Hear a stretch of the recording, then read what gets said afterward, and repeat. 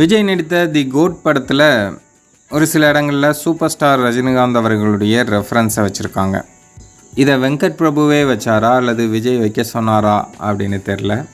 மொத்தத்தில் தலைவரோட ரெஃபரன்ஸ் ஒரு 3 இடங்களில் வருது. ஃபஸ்ட்டு விஜய் அவர்கள் தலைவர் ரஜினிகாந்த் அவர்களுடைய பாடல் பாடுற மாதிரி, அதாவது காதலின் தீபம் ஒன்று அந்த பாடல் இருக்கு இல்லையா, தம்பிக்கு எந்த ஒரு படத்தில், அந்த பாடலை விஜய் அவர்கள் பாடுறாங்க.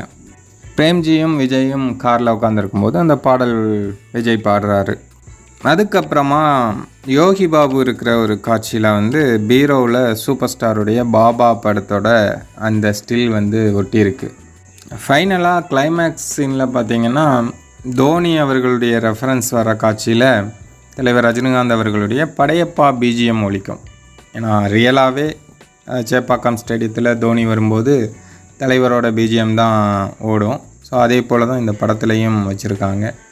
இதில் என்ன ஸ்பெஷலாக வச்சுருக்காங்க அப்படின்னா, தலைவர் பிஜிஎம் அப்படி மாஸாக போயிட்டுருக்கும்போது விஜய் பைக்கில் அப்படி பறந்து வர மாதிரி ஒரு காட்சி. அந்த பிஜிஎம் தோனிக்கு போட்ட மாதிரியும் ஆச்சு, கூடவே விஜய் அவர்களுக்கு போட்ட மாதிரியும் அந்த ஒரு மாஸை க்ரியேட் பண்ணியிருக்காங்க.